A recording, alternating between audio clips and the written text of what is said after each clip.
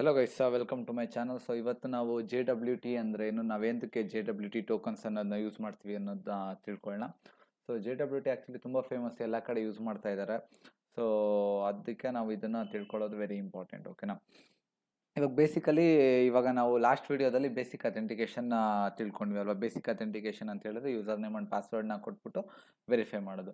So ಇವಾಗ ನಾವು ಏಂತಕ್ಕೆ basic ಅಥೆಂಟಿಕೇಶನ್ನ ಮಾಡಬಾರ್ದು, ಏಂತಕ್ಕೆ ನಾವು JWTನ ಪ್ರಿಫರ್ ಮಾಡ್ತೀವಿ ಅನ್ನೋದನ್ನ ನಾನು ಜಸ್ಟ್ ಈ ಒಂದು ಡಯಾಗ್ರಾಮಲ್ಲಿ ಎಕ್ಸ್ಪ್ಲೈನ್ ಮಾಡ್ತೀನಿ. ಓಕೆನಾ. ಈ ಡಯಾಗ್ರಾಮ್ ನೋಡ್ತಾ ಇರಿ. ಫಾರ್ ಎಕ್ಸಾಂಪಲ್, ಇವಾಗ ಒಬ್ಬ ಯೂಸರ್ ಇದ್ದಾನೆ. ಓಕೆನಾ. ಈ ಯೂಸರ್ ಬಂದ್ಬಿಟ್ಟು ಆಫೀಸ್ಗೆ ಹೋಗಬೇಕು. ಎಲ್ಲಿ? ಪುಣೆ ಇರೋ ಆಫೀಸ್ಗೆ ಹೋಗಬೇಕು ಅಂತ ಹೇಳ್ಕೊಳ್ಳಿ. ಓಕೆನಾ. ಸೊ ಅವನು ಡೈರೆಕ್ಟ್ ಆಫೀಸ್ಗೆ ಹೋಗ್ಬೇಕು ಅಂತ ಹೇಳಿದ್ರೆ ಇಲ್ಲಿ ಮಿಡಲಲ್ಲಿ ಸೆಕ್ಯೂರಿಟಿ ಗಾರ್ಡ್ ಇರ್ತಾನೆ. ಸೆಕ್ಯೂರಿಟಿ ಗಾರ್ಡ್ಗೆ ಅವನೇನು ಮಾಡಬೇಕು, ID ಕಾರ್ಡ್ನ ತೋರಿಸ್ಬೇಕು ಫಸ್ಟು. ಓಕೆನಾ. ಆ ID ಕಾರ್ಡ್ನ ತೋರಿಸ್ದಾಗ ಅವನೇನು ಮಾಡ್ತಾನೆ, ಆ ID ಕಾರ್ಡಲ್ಲಿ ಇರೋ ನೇಮ್ನ ಒಂದು ರಿಜಿಸ್ಟ್ರ್ ಇರುತ್ತೆ, ಡೇಟಾಬೇಸ್. ಓಕೆನಾ. ಅದರಲ್ಲಿ ನೇಮು, ಪಾಸ್ವರ್ಡು ಏನೇನು ಇರುತ್ತೆ ಅದೆಲ್ಲ ವೆರಿಫೈ ಮಾಡಿಬಿಟ್ಟು ಅವನು ಓಕೆ ಇವನು ಅಥೆಂಟಿಕೇಟೆಡ್ ಯೂಸರ್ ಅಂತ ಹೇಳ್ಬಿಟ್ಟು ಆಫೀಸ್ ಒಳಗಡೆ ಬಿಡ್ತಾನೆ. ಓಕೆನಾ. That is one scenario. ಅದು ಅಂದರೆ ಬೇಸಿಕ್ ಅಥೆಂಟಿಕೇಶನ್. ಯಾಕಂತ ಹೇಳಿದ್ರೆ ಇವಾಗ ಯೂಸರ್ ID ಕಾರ್ಡ್ ಕೊಡ್ತಾನೆ, ಆ ಸೆಕ್ಯೂರಿಟಿ ಗಾರ್ಡು ಅವನದು ರಿಜಿಸ್ಟ್ರಲ್ಲಿ ಅವ್ನ ಡೇಟಾಬೇಸ್ ಏನಿರುತ್ತೆ ಅದ್ರಲ್ಲಿ ಚೆಕ್ ಮಾಡಿಬಿಟ್ಟು ಒಳಗಡೆ ಬಿಡ್ತಾನೆ. ಓಕೆನಾ. That is basic authentication. ಮತ್ತು ಇನ್ನೊಂದು ಏನಾಗುತ್ತೆ ಅಂತ ಹೇಳಿದ್ರೆ, ಎವ್ರಿ ಟೈಮು ಇವಾಗ ಯೂಸರ್ ಬಂದ್ಬಿಟ್ಟು ಆಫೀಸಿಗೆ ಬಂದಾಗ ಎವ್ರಿ ಟೈಮ್ ID ಕಾರ್ಡ್ ತೋರಿಸ್ಬೇಕು, ಎವ್ರಿ ಟೈಮ್ ಇವನು ಯೂಸರ್ ನೇಮ್ ಅಂಡ್ ಪಾಸ್ವರ್ಡ್ನ ಕೊಡಬೇಕು. So this is the problem in basic authentication. Basic ಅಥೆಂಟಿಕೇಶನಲ್ಲಿ ಏನಾಗುತ್ತೆ, ಎವ್ರಿ ಟೈಮ್ ನೀವು ಯೂಸರ್ ನೇಮ್ ಪಾಸ್ವರ್ಡ್ನ ಕೊಡಬೇಕು. ಸೊ ಇವಾಗ ಇನ್ನೊಂದೇನು ಅಂತ ಹೇಳಿದ್ರೆ, ಇದೇ ಯೂಸರು ಬಂದ್ಬಿಟ್ಟು ಇವಾಗ ಪುಣೆ ಆಫೀಸ್ ಬದಲು ಬೆಂಗಳೂರು ಆಫೀಸ್ಗೆ ಹೋಗ್ತಾನೆ. ಓಕೆನಾ. ಬೆಂಗಳೂರು ಆಫೀಸಲ್ಲಿ ಹೋದಾಗ ಸೆಕ್ಯೂರಿಟಿ ಗಾರ್ಡ್ ಡಿಫ್ರೆಂಟ್ ಇರ್ತಾನೆ ಆಬ್ವಿಯಸ್ಲಿ. ಅವನು ID ಕಾರ್ಡ್ ಕೊಡ್ತಾನೆ. ಸೊ ID ಕಾರ್ಡ್ನ ಚೆಕ್ ಮಾಡಿದಾಗ ಸೊ ಆ ರಿಜಿಸ್ಟ್ರಲ್ಲಿ ಬಂದ್ಬಿಟ್ಟು ಇವನು ಹೆಸರಿರಲ್ಲ ಯೂಸರ್ದು. ಓಕೆನಾ. ಸೊ ಅವಾಗ ಏನು ಮಾಡ್ತಾನೆ, ಇವನು ಬೆಂಗಳೂರು ಆಫೀಸ್ನ ಆಕ್ಸೆಸ್ ಮಾಡೋಕ್ಕಾಗಲ್ಲ. ಸೊ ಅದಕ್ಕೆ ಇದಕ್ಕೆ ಏನು ಬೇಸಿಕ್ ಅಥೆಂಟಿಕೇಶನ್ ಇನ್ನೊಂದು ಪ್ರಾಬ್ಲಮ್ ಅಂತ ಹೇಳಿದ್ರೆ ಸ್ಕೇಲಬಿಲಿಟಿ. ಓಕೆನಾ. ಸೊ ಅವಾಗ ನೀವೇನು ಮಾಡಬೇಕು, ಒಂದು ಸೆಂಟ್ರಲ್ ಡೇಟಾಬೇಸ್ನ ಮಾಡಬೇಕು. ಸೊ ಸೆಂಟ್ರಲ್ ಡೇಟಾಬೇಸಲ್ಲಿ ಎಲ್ಲ ಯೂಸರ್ಸ್ನ ಸ್ಟೋರ್ ಮಾಡಿಬಿಟ್ಟು ಎಲ್ಲ ಆಫೀಸ್ ಎಂಪ್ಲಾಯೀಸ್ನ ಅದಕ್ಕೆ ಕನೆಕ್ಟ್ ಮಾಡಬೇಕು. That is one of the option. ಓಕೆನಾ. ಮತ್ತು ಇನ್ನೊಂದೇನು ಅಂತ ಹೇಳಿದ್ರೆ, ಇವಾಗ ಇನ್ನೊಂದು ಆಲ್ಟರ್ನೇಟಿವ್ ಆಪ್ಷನು, ಇವಾಗ ಫಸ್ಟ್ ಟೈಮು ಯೂಸರ್ ಬರ್ತಾನೆ ಅಲ್ವಾ, ಆಫೀಸಿಗೆ ಬರ್ತಾನೆ. ಆಫೀಸಿಗೆ ಬಂದಾಗ ಏನಾಗುತ್ತೆ, ಅವನು ID ಕಾರ್ಡ್ ತೋರಿಸ್ತಾನೆ. ಸೊ ಮತ್ತು ಇನ್ನೊಂದೇನು ಅಂತ ಹೇಳಿದ್ರೆ, ಇದನ್ನ ಡೀಟೇಲ್ಸ್ನೆಲ್ಲ ನಾವು ಸ್ಟೋರ್ ಮಾಡಬೇಕು ಡೇಟಾಬೇಸಲ್ಲಿ. ಸೊ ಅದನ್ನು ನಾವು ಸ್ಟೇಟ್ಫುಲ್ ಅಂತ ಹೇಳ್ತೀವಿ. ಸೊ ಈ ನಾರ್ಮಲ್ ಬೇಸಿಕ್ ಅಥೆಂಟಿಕೇಶನಲ್ಲಿ ಏನಾಗುತ್ತೆ, ಅದು ಸ್ಟೇಟ್ಫುಲ್ ಅಂದರೆ ನಾವು ಯೂಸರ್ ನೇಮ್ ಪಾಸ್ವರ್ಡ್ನ ಸ್ಟೋರ್ ಮಾಡ್ತೀವಿ ಡೇಟಾಬೇಸಲ್ಲಿ. ಇವಾಗ ನೆಕ್ಸ್ಟ್ ಏನು ಮಾಡ್ತಾನೆ, ಅದೇ ಯೂಸರು ಬರ್ತಾನೆ ಆಫೀಸ್ಗೆ. ಇವಾಗ ಸೆಕ್ಯೂರಿಟಿ ಗಾರ್ಡ್ ಏನು ಮಾಡ್ತಾನೆ, ಒಂದು ID ಕಾರ್ಡ್ ಎಲ್ಲ ನೋಡ್ಬಿಟ್ಟು ರಿಜಿಸ್ಟ್ರಲ್ಲಿ ವೆರಿಫೈ ಮಾಡ್ತಾನೆ. ಸೊ ಅವ್ನು ವ್ಯಾಲಿಡ್ ಯೂಸರ್ ಅಂತ ಹೇಳಿ, ವ್ಯಾಲಿಡ್ ಯೂಸರ್ ಅಂತ ವೆರಿಫೈ ಮಾಡಿಬಿಟ್ಟು ಅವ್ನಿಗೊಂದು ಆಕ್ಸೆಸ್ ಕಾರ್ಡ್ ಅಂತ ಕೊಡ್ತಾನೆ. ಓಕೆನಾ. ಆ ಆಕ್ಸೆಸ್ ಕಾರ್ಡ್ ಅಂತ ಕೊಟ್ಟಮೇಲೆ ಸೊ ನೆಕ್ಸ್ಟ್ ಬಂದ್ಬಿಟ್ಟು ಪದೇ ಪದೇ ಸೆಕ್ಯೂರಿಟಿ ಗಾರ್ಡ್ ಚೆಕ್ ಮಾಡೋ ಅವಶ್ಯಕತೆ ಇರಲ್ಲ. ಓಕೆನಾ. ಸೊ ಅವ್ನು ಎಷ್ಟು ಸಲ ಬೇಕಾದ್ರೂ ಆಫೀಸಿಗೆ ಬರ್ಬೋದು, ಹೋಗ್ಬೋದು. ಯಾಕಂತ ಹೇಳಿದ್ರೆ ಅವನ ಹತ್ರ ಆಕ್ಸೆಸ್ ಕಾರ್ಡ್ ಇರುತ್ತೆ, ಅವನು ಅಥೆಂಟಿಕೇಟ್ ಆಗಿದ್ದಾನೆ, valid user. So access card ತೊಗೊಂಬಿಟ್ಟು ಅವ್ನು ಪುಣೆ ಆಫೀಸ್ಗಾದ್ರೂ ಹೋಗ್ಬೋದು, ಮತ್ತು ಬೆಂಗಳೂರು ಆಫೀಸ್ಗಾದ್ರೂ ಹೋಗ್ಬೋದು. ಓಕೆನಾ. ಬಟ್ ಇಲ್ಲ, ಇನ್ನೊಂದು ಪ್ರಾಬ್ಲಮ್ ಏನಪ್ಪ ಅಂತ ಹೇಳಿದ್ರೆ, ಈ ಆಕ್ಸಿಸ್ ಕಾರ್ಡ್ ಇದೆಯಲ್ಲ, ಈ ಆಕ್ಸಿಸ್ ಕಾರ್ಡ್ನ ಆ ಯೂಸರ್ ಬದಲು ಅವ್ನ ಫ್ರೆಂಡ ಇಲ್ಲ ಬೇರೆ ಯಾರೋ ಯೂಸರು ತೊಗೊಂಬಿಟ್ಟು ಅದನ್ನೇ ಕ್ಲೋನ್ ಕಾಪಿ ಮಾಡಿಸ್ಕೊಂಬಿಟ್ಟು ಇನ್ನೊಂದು ಸೇಮ್ ಅದೇ ಥರ ಮಾಡಿಸ್ಕೊಂಬಿಟ್ಟು ಅವ್ನ ಆಫೀಸ್ ಒಳಗಡೆ ಎಂಟ್ರ್ ಆಗ್ಬೋದಲ್ವಾ, ಜಸ್ಟ್ ಆಕ್ಸಿಸ್ ಕಾರ್ಡಿಂದ. So that is also one of the main important point ಅಲ್ವಾ. ಸೊ ಅದಕ್ಕೆ ನಾವೇನು ಮಾಡಬೇಕು, there is something called A signature verification. So ಇವಾಗ ಒಂದು ಯೂಸರು ಇವಾಗ ರಿಯಲ್ ಟೈಮಲ್ಲಿ JWTಲಿ ಯಾವ ಥರ ವರ್ಕ್ ಆಗುತ್ತೆ, ಯೂಸರು ಫಸ್ಟ್ನೇ ಟೈಮು ಅಥೆಂಟಿಕೇಟ್ ಮಾಡ್ತಾನೆ. ಓಕೆನಾ. ಯೂಸರ್ ನೇಮ್ ಪಾಸ್ವರ್ಡ್ ಹಾಕಿ ಅಥೆಂಟಿಕೇಟ್ ಮಾಡ್ತಾನೆ. ಸೊ ಅವಾಗ ಏನಾಗುತ್ತೆ, ನಿಮಗೆ ಸರ್ವರು ಒಂದು ಟೋಕನ್ ಕಳಿಸುತ್ತೆ. ಅದನ್ನು JSON ವೆಬ್ ಟೋಕನ್ ಅಂತ ಏನು ಕಳಿತೀವಿ ಅಂತ ಹೇಳಿದ್ರೆ, ಆ ಟೋಕನ್ ಈವನ್ XML ಕೂಡ ಕಳಿಸ್ಬೋದು. ಬಟ್ XML ಬಂದ್ಬಿಟ್ಟು ಬಲ್ಕಿ. ಓಕೆನಾ.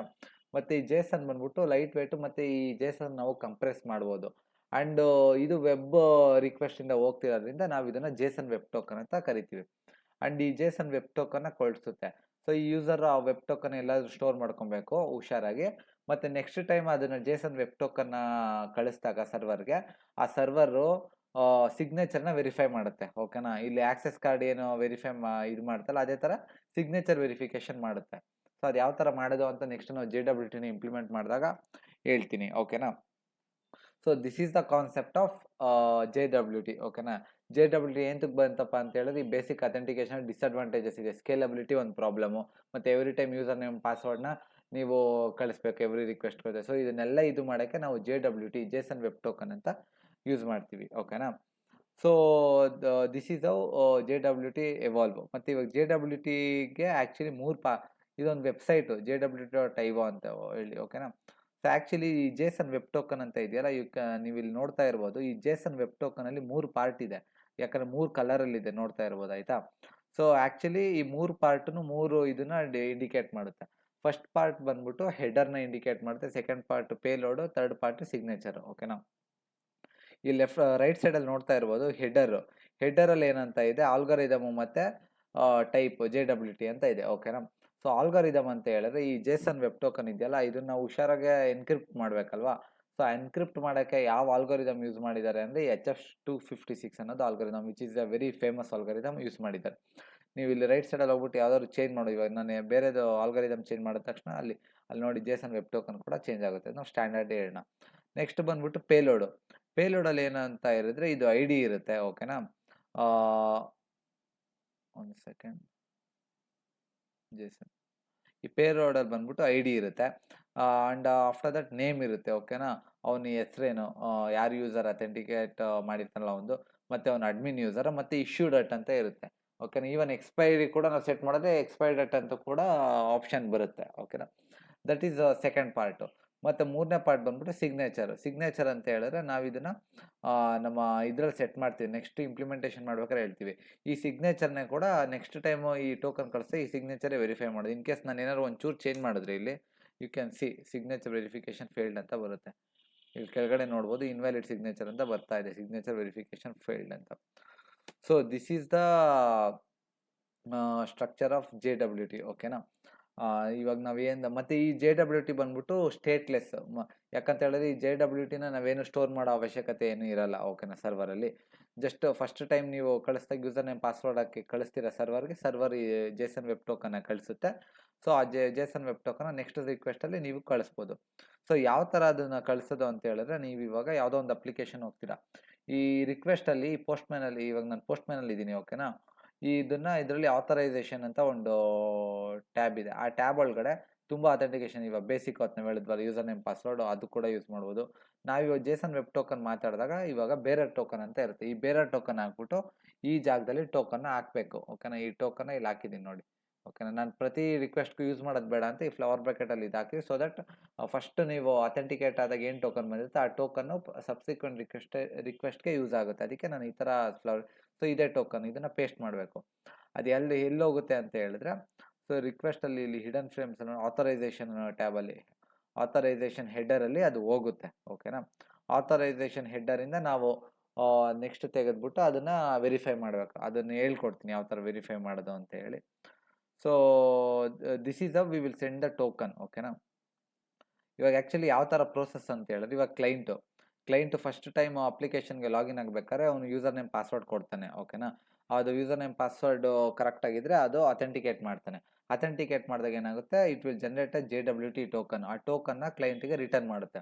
ನೆಕ್ಸ್ಟ್ ಯಾವುದೋ ಒಂದು ಮೆಥಡ್ನ ಕಾಲ್ ಮಾಡ್ತಾನೆ, ಗೆಟ್ ಮೆಥಡ್ ಅಂತ ಹೇಳಿದಾಗ, ಫಾರ್ ಎಕ್ಸಾಂಪಲ್ ಇಲ್ಲಿ ನೋಡಿ ನಾವು ಕಳಿಸ್ತಾ ಇದ್ದೀವಲ್ಲ, ಈ ಥರ ಆಥರೈಸೇಷನ್ ಬೇರೆ ಟೋಕನ್ ಹಾಕ್ಬಿಟ್ಟು ಆ ಟೋಕನ್ನ ನಾವು ಕಳಿಸ್ಬೇಕು.